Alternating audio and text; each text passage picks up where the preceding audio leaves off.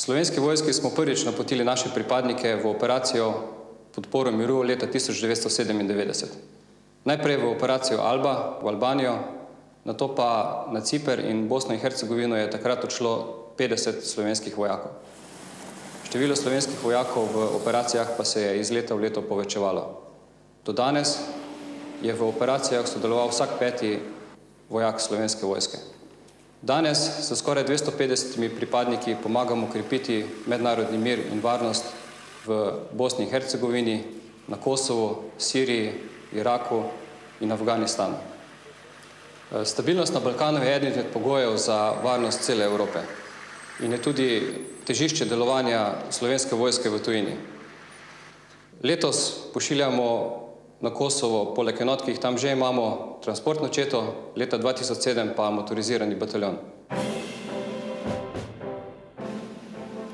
The Doctrine, Development, Education and Training Command carries out the selection and training of soldiers and military personnel at all levels. It develops and tests doctrines and rules, sets out standards of combat training and takes part in evaluations of units and commands. Its structure includes centers for doctrine and development and schools of NCOs and officers, a flight school, a mountain school, a foreign language school, a command and staff school, and a military museum.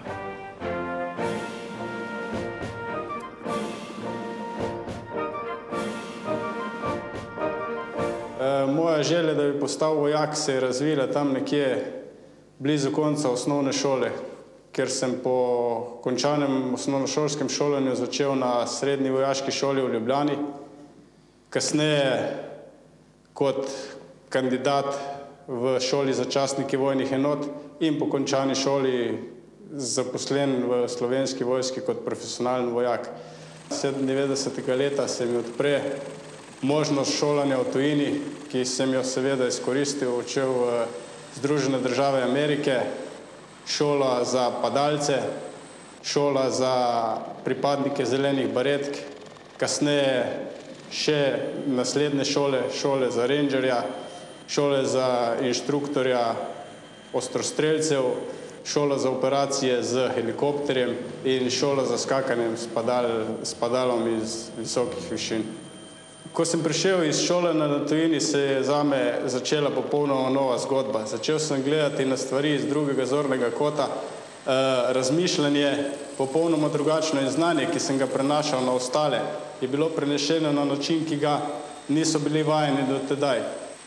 Bistvo vojaka je v srcu in šele kasneje v glavi, kajti le tako bo lahko izpolnil svojo dolžnost in na koncu seveda tudi svoje poslanstvo.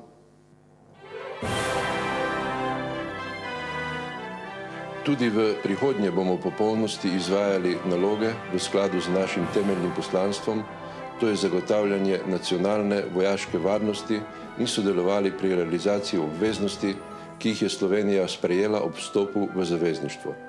Te obveznosti pa bodo predvsem sodelovanje pri zagotavljanju in stabilizaciji razmer izven Slovenije, pri katerih sodelujejo članice NATO in Evropske unije.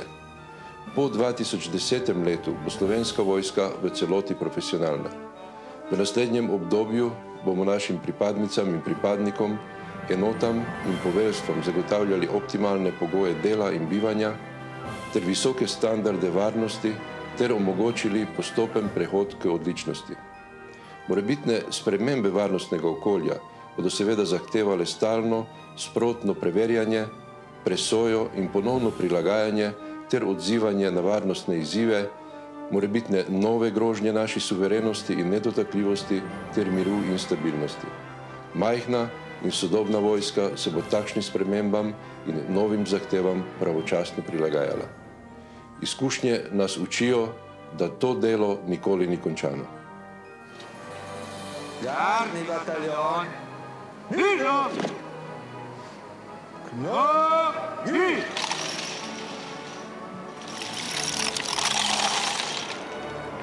Nošna! Nože! Čarni pozdrav! Dalej!